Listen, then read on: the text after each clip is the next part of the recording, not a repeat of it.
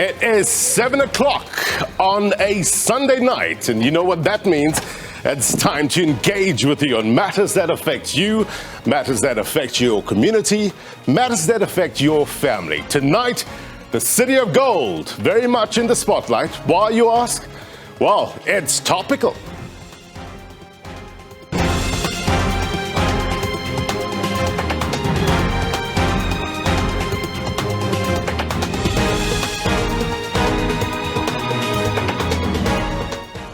A very good evening to you, South African, those watching around the world. My name is Blaine Herman, and this is It's Topical.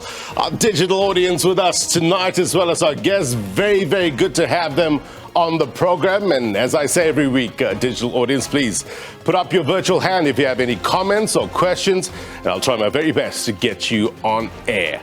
Johannesburg, it has a remarkable history. Back in the 1800s, gold was found.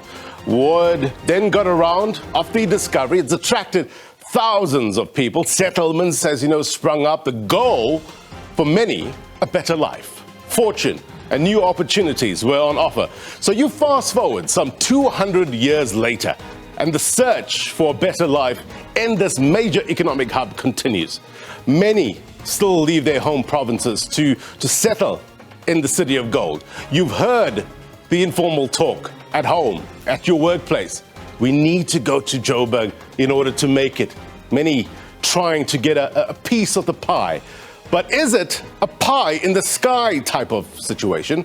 Those who have made it would disagree. But what about those who are still struggling to realize their goals? What's preventing a better life for all? Unstable government, coalition governments? What sort of impact is that having on communities? Has it become a deterrent? We will discuss, which leads us to our question of the week. And we're asking you, the city of Johannesburg, it has what?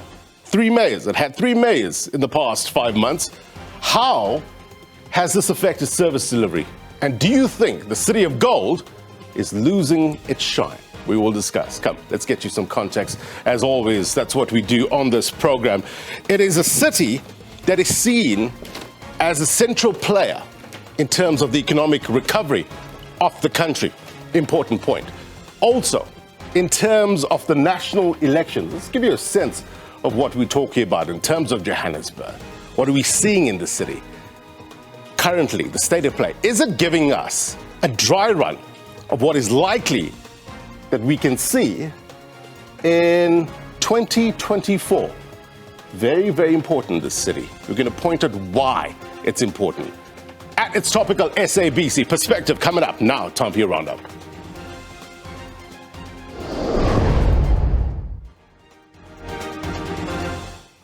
All right, details of Kabelo Gwamand's mysterious death has been revealed for the first time by his family during his funeral service in Bloemfontein. It was an emotional send-off for Gwamanda, whose charred body was allegedly used as a decoy in the escape of convicted murderer and rapist Thabo Bester from the Mangaung Correctional Center. Gwamanda's identity was confirmed over 2 weeks ago after a DNA match with his mother. 32-year-old Gwamanda disappeared in March last year. Bester's alleged staged suicide escape happened in May last year. A Soshanguve family north of Pretoria is pleading with law enforcement authorities to speed up the exhumation of the remains of their loved one who was burnt to death last year in January. 32-year-old Sibusiso Setebe was allegedly killed by his former girlfriend Lerato and her husband Sibusiso Mahlangu to claim, allegedly, the insurance policies. The couple allegedly killed Setebe, who was also the father of Larato's 9-year-old daughter, and then staged Mahlangu's death using his remains. All right, also, it's more like a dead end, a circle that goes around that doesn't have any conclusion out of it, of which we are devastated and thinking and hoping that probably maybe we might find the body so that we can bury Sibusiso, so that he can also rest. It truly shows that they're not human. It's as if they are beasts. How do you do such a thing? Wasn't he good enough to live for his children? Worst of it all, the lady who did this, my brother has a child with that lady. So imagine the trauma that that child is going through right now.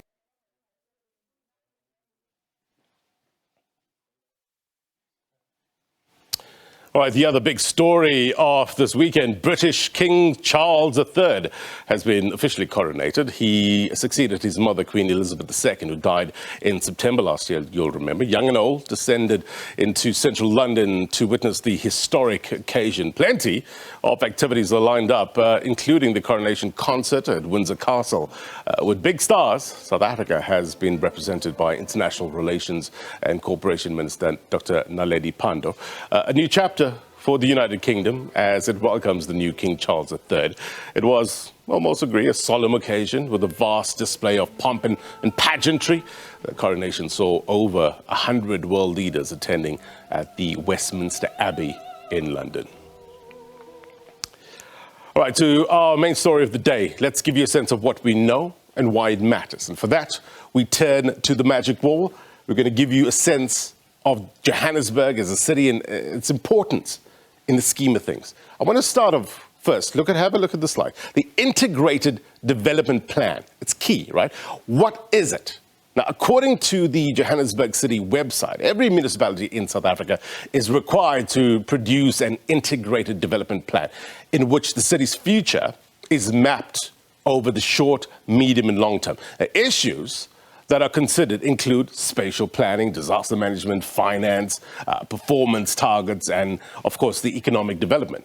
Now, the key to the progress is integration. It's an important word, meaning that all processes are considered in relation to one another.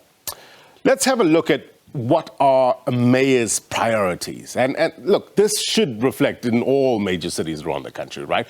Mayoral priorities. City of Johannesburg, the city that gets the basics right. That's always the concern, getting the basics right. A safe and secure city, a caring city, a business-friendly city, an inclusive city, well-run city, and a smart city.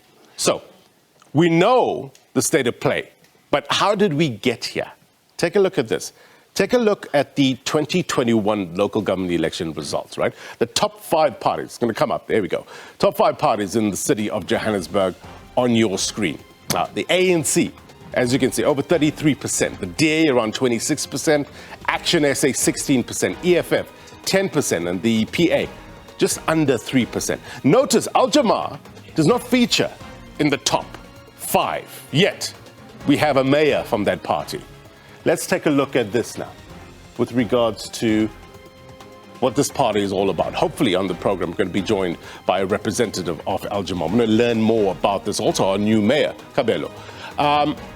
Let's learn about this party. We told was formed in 2007, and they have 1 seat in the National Assembly.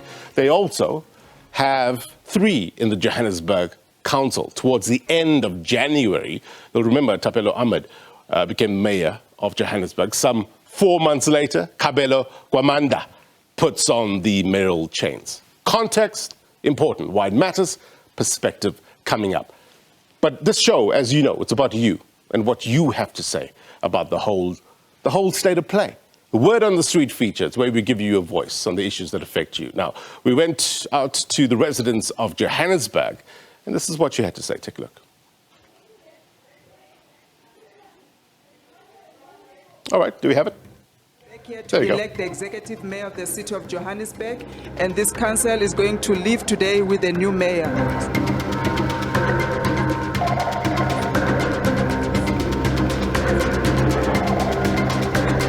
The only issue I'm having is that in my community, Yeoville and Berea, we don't have water. So I would really be grateful if the mayor could fix that. All I will ask for the new incoming mayor, service delivery, let it be his #1 priority, and let's serve people equally. Places in Sandton must also get the same deliveries that the places in Soweto would get. What we want in Johannesburg, Joburg must be clean. Joburg is very, very filthy. All the unwanted rubbish must be taken away from the city. As mina umhlali As a Joburg citizen, I would like to request the mayor to please close the running water on the streets and ensure that all the residents have water in their households. We want stability. We want a mayor that will stick around to get the job done. We don't want this new mayor. We have already many mayors this year, so we want stability. The city is not safe during the day when we go into school as students. We expect the mayor to have a better mayor who takes responsibility and makes sure we see everything, the service as well. If we can be having only one mayor who's going to look for the needs of the people, because when they are changing now, they are playing politics, and then of which it's not meant for the people. Upon realization of what is to come, the Son of Man fell to his knees and prayed, Father, if it is your will, take this cup away from me. Nevertheless, not my will, but your will be done. All right, so big question. The drama unfolding in the Johannesburg City Council has some lessons for what might occur at the provincial and national levels following the 2024 general elections. For context, here is our producer, Xolani Ringane. If you were in any doubt regarding the dire state the city of Johannesburg finds itself in, the former mayor Mpopalazi puts it in no uncertain terms. The city is broken and needs repair. It's not going to happen in 3 months. It needs a longer time frame for that to happen. People are moving out of the city of Johannesburg. There's what we call the semigration. We're seeing a lot of people move to the Western Cape in search of better services. The city of Joburg is broken and has been for a long time. Much of the degradation of the city can be blamed on the instability at the top. The city of Gold has had 3 mayors in the past 5 months alone, and at least 6 since 2021. At the core of this instability in the city of Johannesburg and elsewhere, it's about positions that politicians would love to occupy. That is why on a regular basis, politicians are worried about who's supposed to be the mayor. And that's why on a regular basis we have got these motions of no confidence. But also at the same time, occupying positions of power relates to access to resources. And that is why everybody would love to be in power in order to be able to control the resources. But this is not a situation unique to the city of Johannesburg. Nelson Mandela Bay, Tshwane, and Ekurhuleni are other notable examples. What does this spell for provincial and national politics come 2024?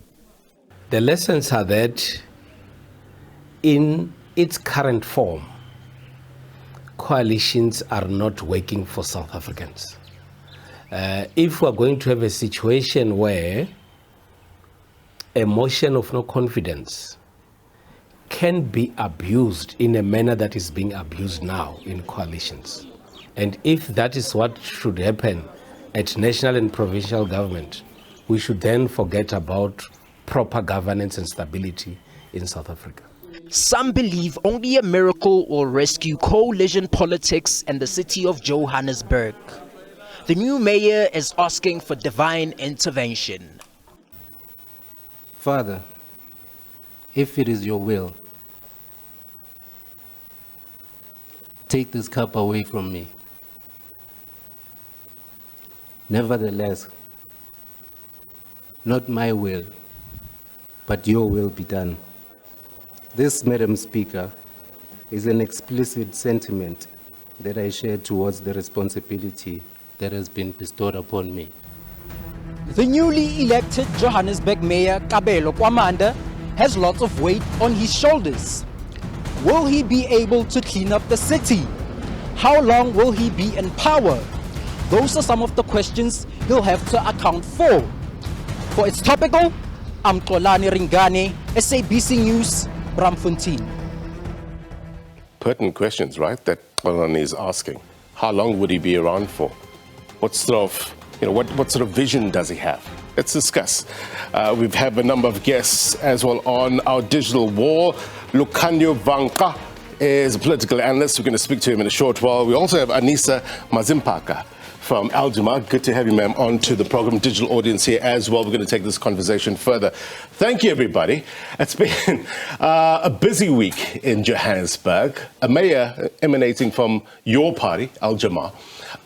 We've been trying to dig up in terms of information about who Kabelo is, Mayor Kabelo.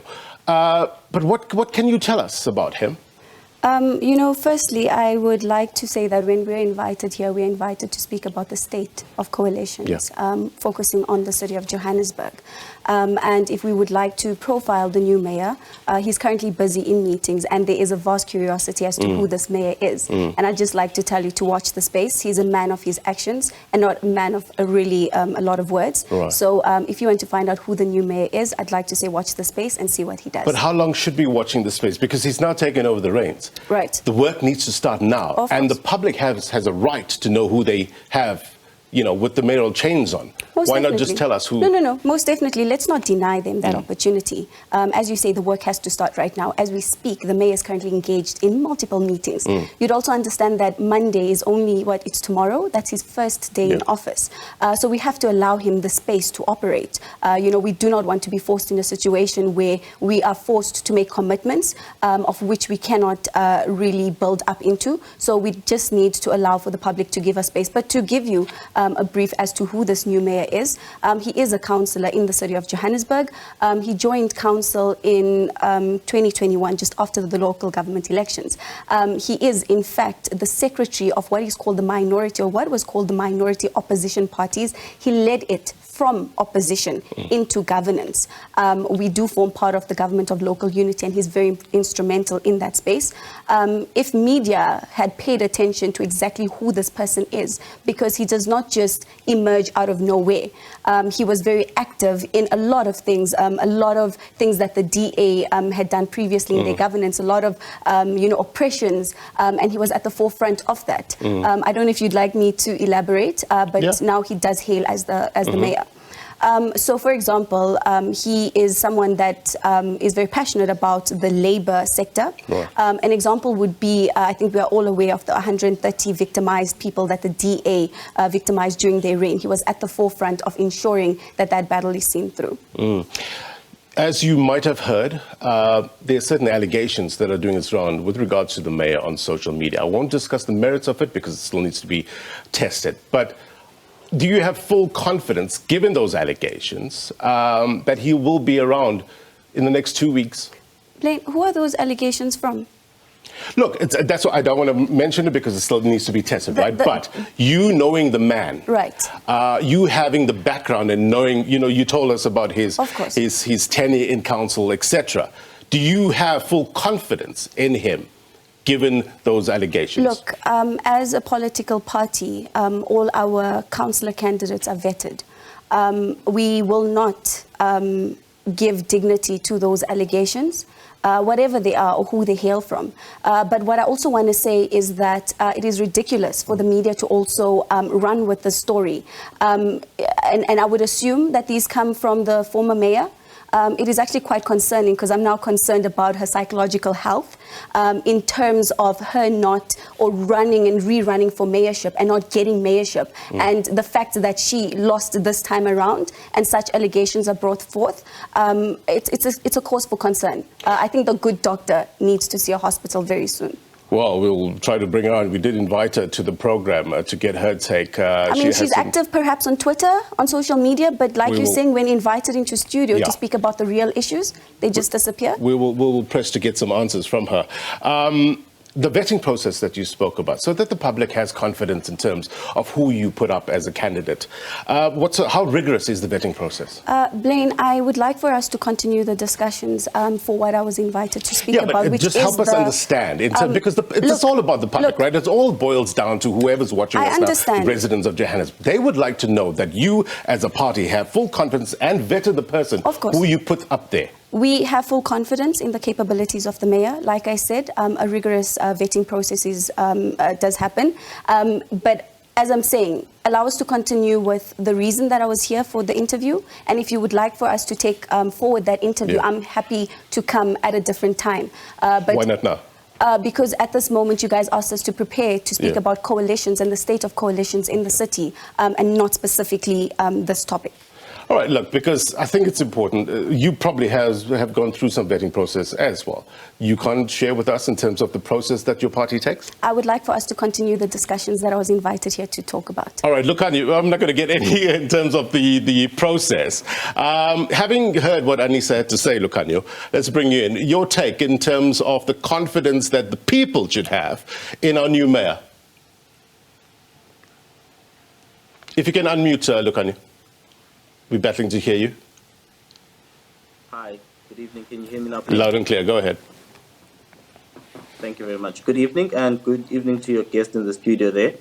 I think generally as a person, I like to give people an opportunity to prove themselves. Correct. And not to prejudge them from my own misconceptions about who they may be or may not be. But I do think that Al Jamaa needs to do a lot of work with regards to its communications department. The fact that they've allowed such a gap to exist in profiling the man that they've proffered forth to be the mayor of the city of Johannesburg, which is one of the largest metros that we have in this country. In that vacuum and that gap, innuendo, speculation, and rumor mongering has filled in that space. And it's unfortunate that Al Jamaa doesn't have the communications capabilities to be able to come and profile the man and be able to deal with some of those rumors so that you can instill a sense of confidence in the public about the person who's now taken the job to lead a city of 4 million people like the city of Johannesburg.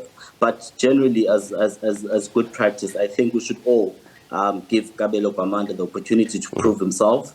And I think this is something that we had denied to Topical, who had been in that position for less than 3 months and was not given the opportunity to prove himself before he was forced to resign that position. And I think being impatient is a source of instability as well for some of these metros and for the coalition governments. And I think Al Jamaa as well needs to just be very careful in how they communicate, because what is better about Kabelo that was not present in Tapelo, the previous mayor, that they've now switched horses in the middle of a race, and that communications have been absent from Al Jamaa. Again, I point out the lack of communications from that particular political party, and they need to improve on that one. Anissa, you know, respond to that? No, I totally agree with regards to the communications, and I think part of leadership is taking ownership.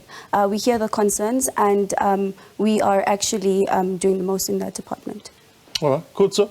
From what you heard, what do you think?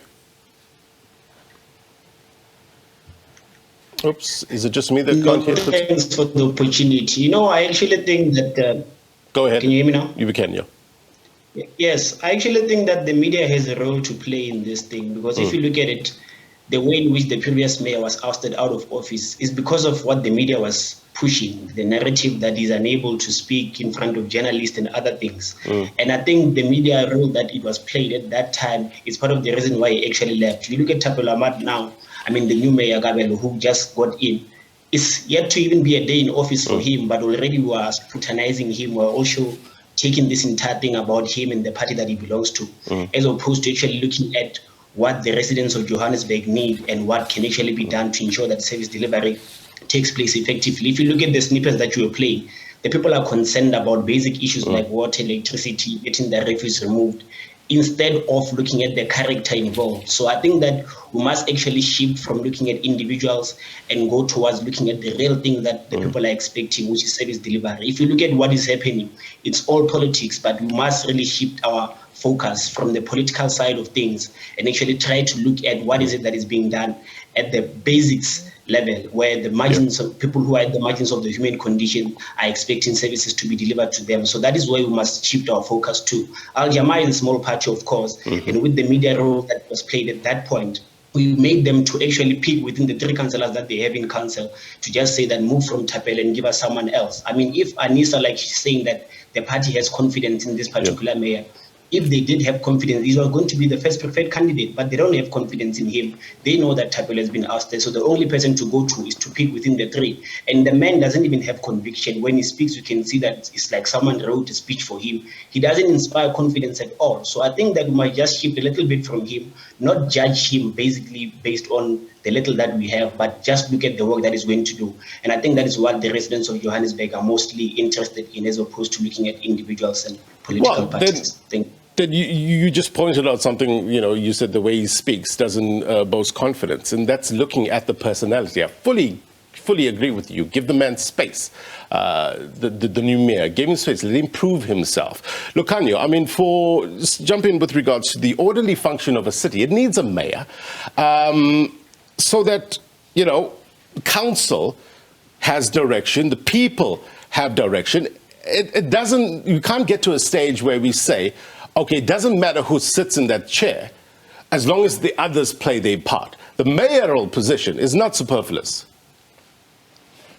No, absolutely not, Blaine. The mayor sets the strategic direction of the city. The mayor is the CEO of that organization, is the head of the organization. He's the one that impacts his culture into the organization. So if he's a person of integrity, if he's a person of strategic vision, and if he's a person who has a sense of excellence, that culture permeates throughout the organization, and that's why that role becomes so important. But also from an executive authority aspect, the person is imbued with powers from the Municipal Systems Act that gives him the ability to drive a city forward. And that's why that position is not, especially the system that the city of Johannesburg has chosen, which is the executive mayoral system. So that person signs off on major contracts that are entered into by the organization. He tables the budget, he or she tables the budget of the city at council. So without that person, the municipality is literally unable to function optimally, to be able to deliver services to the rest of the citizens of any municipality. So that role is a role that ought to be taken very seriously. And for a city like Johannesburg, that is 4 million people, that means 4 million people depend on having a good mayor that is there, that has the executive authority to drive that city forward, and is able to show up every day and deliver for those citizens. And we don't need any horse trading or choosing that leader based on the haircut that they have. It must be based on the character that they have, the skills that they possess, the expertise, and really just the vision that they have for a city and what they want to see for the residents of that city. All right, Zanele Siwe, let's hear from you. Hi, good evening to everyone. Am I audible? I'm currently experiencing load shedding. Loud and clear. Am I audible? Okay. I think for me, speaking to the main concerns that were shared by the viewers that you had on, the issues of service delivery and, struggles with the very basic in terms of water, electricity, and etc. I think the constant changes that we've had in the past 4 months, with having 3 different mayors being elected and re-elected, has caused a lot of instability within the city of Johannesburg. And that's because every single mayor that comes in with their own passion project that they want to run on.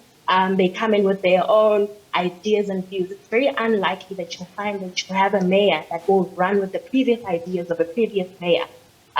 Even within specific political parties, if you look at the reign of Mpho Palase and Herman Mashaba, Herman Mashaba ran with completely different views and projects compared to the ones that Mpho Palase ran with. And what that results in leaving a lot of projects incomplete, leaving a lot of projects unfulfilled. If you are going to run with the project for only 2 months and then you are out, you have not been given a chance to fully work on the project and develop it. That results in a lot of budget that is being wasted on projects that never get completed, because soon, in the next 3 months, you have a new mayor who's running with a different view, a different passion project, and that causes a lot of instability within the party. Right. And speaking directly to the Al-Jamar party, speaking to that mainly, I think there isn't much information available to the general public about who the party is, what they stand for. And of course, that may be mainly due to the fact that they are still a small party. However, with the current mayor that has been recently elected, a lot of questions come up in terms of what views is the mayor going to stand for? What ideas and interests is he going to represent? Because you find it is an ANC, patriotic, and the EFF coalition. So what exactly are going to be the interests that are represented by this specific mayor?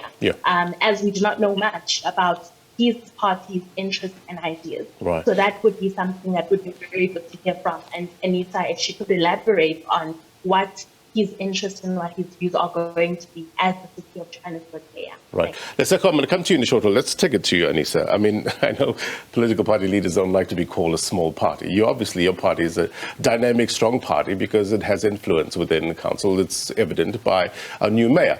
The new mayor will speak for himself. But as a citizen, as a resident of Johannesburg or Gauteng, what should his priorities be, given you heard what the people need? Look, the mayor assumes his first day on Monday. He's yet to capacitate his office. In that office, he will capacitate a spokesperson. I am here to represent the views of the political party. If you'd want to know what Al Jamaa stands for, it is an alternative voice to improved service delivery. We use a concept called politics reimagined, and it is evident in what we see unfold in Gauteng. For example, Al Jamaa is the first to lead as a minority mayor in a metro across South Africa. If that is politics reimagined, then I do not know what is.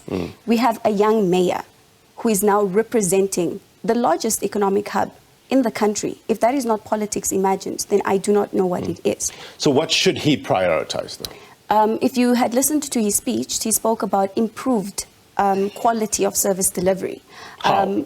If we are looking at service delivery from all spheres, whether it's water issues, whether it's sanitation issues, he had said that he wants to improve the quality. He did say that residents do deserve the quality of outcomes of what they are paying for. I think the rest he will highlight, but for now it is that improvement. You see, what we run away from is the trap of the media to try and force us to say, no, but we would do this in certain number of days.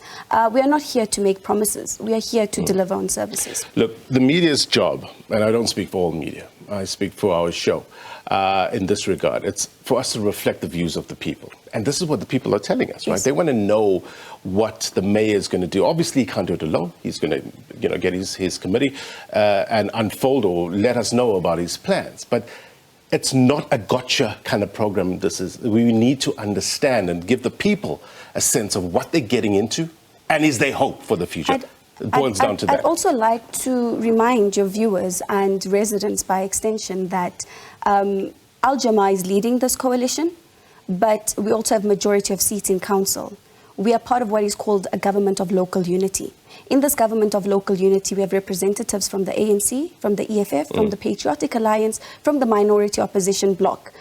You have to understand that everybody there has their eye on what they would want to improve, what they would want to see change, objectives that the government of local unity has. So when we speak about the mayor, he has to take all of that into consideration. Hence, I'm saying that he will assume office tomorrow, his first day. He will assess everything that is happening and he will come back to the public and take the public into confidence. That I can guarantee you. All right, let's go to Leseko. Leseko, your take on the conversation.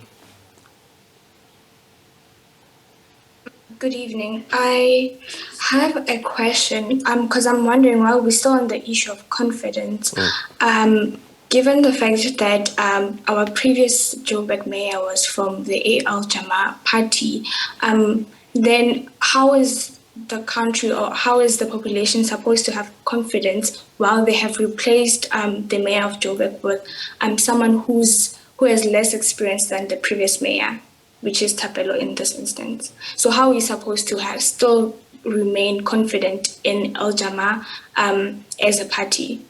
And also, does this not set the party up for failure in the upcoming elections? Thanks, Leseko. Let's put it to Anissa. Anissa? So there's a misconception that the current mayor does not have experience. And I think I highlighted that with regards to what his achievements were. Another thing of Politics Reimagined is to say that we exist in communities where they have dire, serious conditions. We've been to the ground. We do not call media when we go to the ground. And I think that is why most people wouldn't know of Al Jama on these media spaces, mainstream rather. But if you go to the ground, you will know Al Jama. Al Jama has a ward in Ward 7, as small a party as it is. We have our stronghold. It can be located on the ground. With regards to the previous mayor, I think we don't speak, I think we tend to see the negative and we do not look at the positives. The mayor achieved quite a lot and he resigned. We just need to reiterate that. He was not voted out by motion of no confidence like the previous mayor. He resigned and he stated his reasons. And I want to state that this was a smooth transition, and it is evident in the fact that it was a transition from one Al Jama mayor to another Al Jama mayor. But I'd also like to caution against the fact that if something is not in the media, it does not mean that it is not happening. And that is evident with what just transpired in the city of Joburg. No, your last point is correct. It doesn't need to be reflected on screens. It doesn't mean that it's not happening. I fully agree with that. We're going to take a quick break. We've got lots to discuss with regards to unstable coalitions within any city. What sort of effect would it have on service delivery at grassroots level? More next.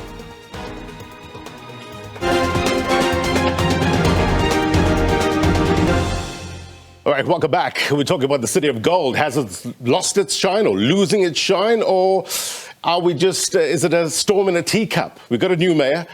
He will be presenting his views very soon in terms of his vision for the city of Johannesburg. As I said, you know, the setup to all this was that a lot of people come to Johannesburg to look for better. It's an economic hub.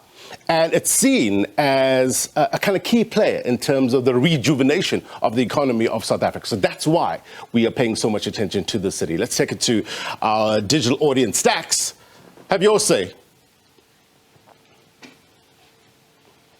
If you can unmute, Stacks. Thank you. Go ahead. Go ahead, Stacks. All right, I think we're battling with Stacks. Let's. Okay, go ahead. Last try. Can you hear me? Loud and clear. Okay, I've been listening to Anissa, and she said something very important. She says, Al Jamal is all about politics reimagined. It's a very, very impressive statement, but in reality, what does it mean? So, you know, if I have to focus on the Johannesburg situation for a second, we have a lot of rumblings at the top of the municipality. But as citizens, for us, what it means is that the basic services, you know, refuse not being collected, and a whole lot of traffic lights not working. That's the reality of all this to citizens. So my question to her would be, as Al Jamal, what will they do in this period of Mayor Gwamanda to make sure that going forward, where there's changes, there's instability at the top, it doesn't affect the day-to-day services that the municipality must deliver. We're talking here about a municipality with what, over 30,000 employees. Yeah. Surely, if the mayor is somebody else, it shouldn't really affect, you know, refuse being collected. What are they doing to make sure that that happens? Go on, Anissa. You know, when the mayor in his speech, again, I'll keep making reference because he was quite explicit with a number of views. In his speech, he mentions that service delivery is an institutional core competency of the city. And the reason residents are quite frustrated is the reason why I had assumed I was called today to speak about instability of coalitions in metros. The reason residents are feeling like this is because we have just landed on a rough terrain, taking over from what is called the multi-party government. That multi-party government did not prioritize areas such as these, areas such as townships. They prioritized leafy suburbs. What I'm getting to, and my evidence behind this, is to say that when that government was in power, they had, and I think this is what the mayor also highlighted, and we have to understand the sphere in which we operate. We operate in 3 spheres, and I think that's what residents seek to forget. The mayor said that this title is not of glamour, it is not of celebrity status. Unfortunately, with the previous government or the previous administration, we saw that it was more of celebrity status. What am I saying in media? How do I appear in media? And.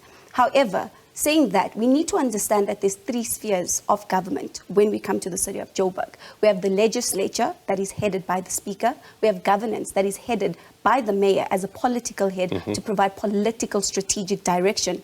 And we have the administrative part that is handled by the city manager. Now, what did the mayor mean when he said that a core basic function of the city's service delivery?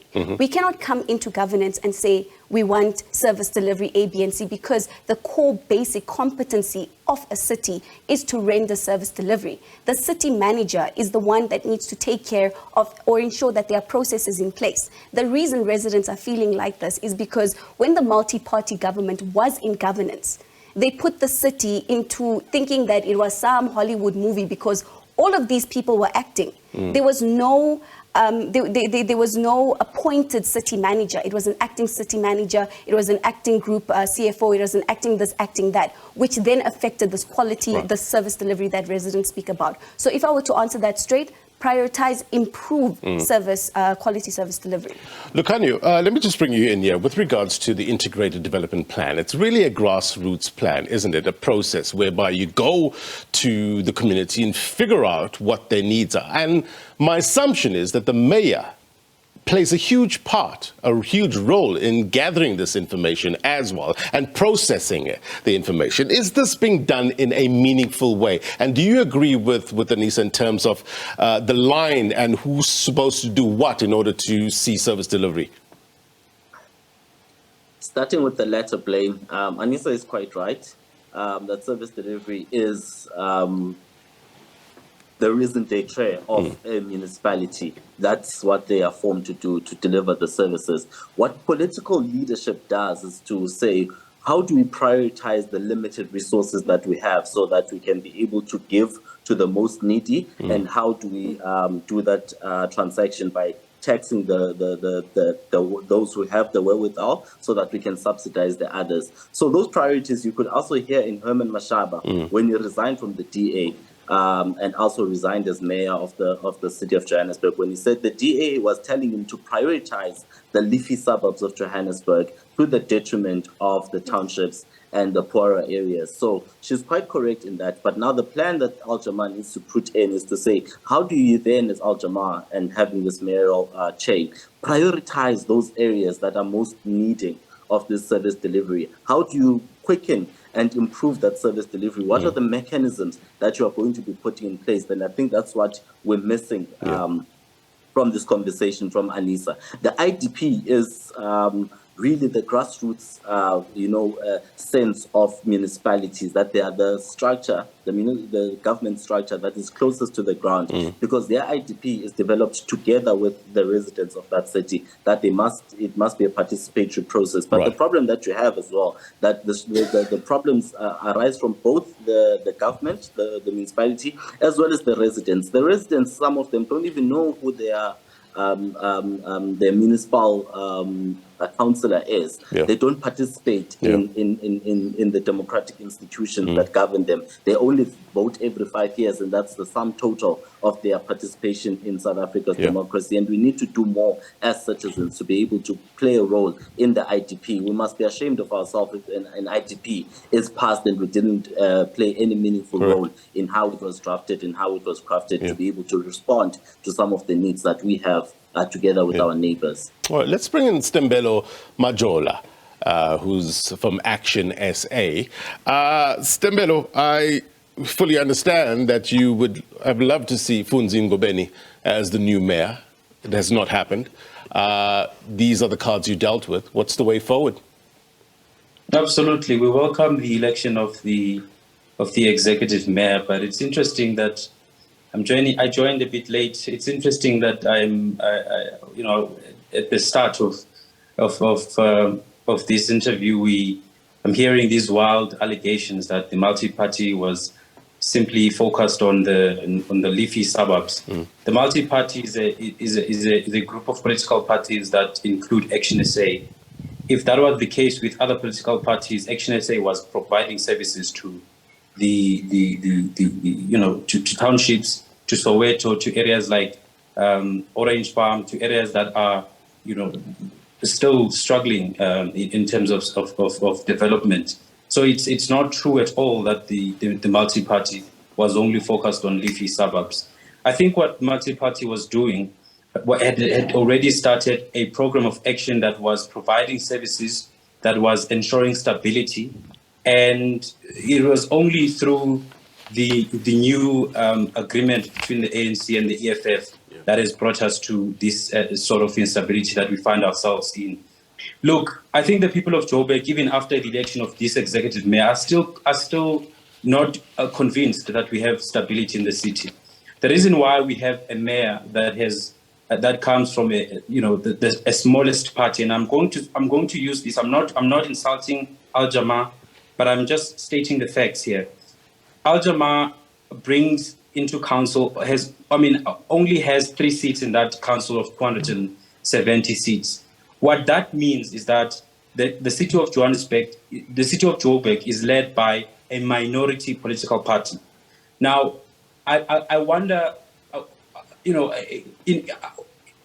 there has to be clarity on is it acceptable for the people of Johannesburg to be led by a minority? This means that Al Jama was voted in by far less people than people that voted for political parties that are in the top 5, in the top 4, to make an example.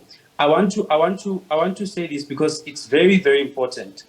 When people vote, they expect the outcome of that vote to be a democratic process. That means the majority must be the party. The majority must rule. So that principle of the rule of the majority must be seen here in council. What brought us here is that the EFF and the ANC could not agree amongst themselves on who exactly should be leading the city of Johannesburg, and they resorted to bringing a political party that is not ready to lead the council, and this is why we found ourselves having 2 executive mayors in such a short period of time. I'll try to get you. I've got 3 minutes left. I'll try to get your take on this. Let me go to Nobuhle, then Kwena. Nobuhle, to you first. Am I audible? Yes, loud and clear. Go ahead. Annalisa said something about how there are other people in the council from other parties. So my question is, will the new mayor be able to, is he capable enough to bring service delivery, and will he be able to lead the council, not the council lead him? And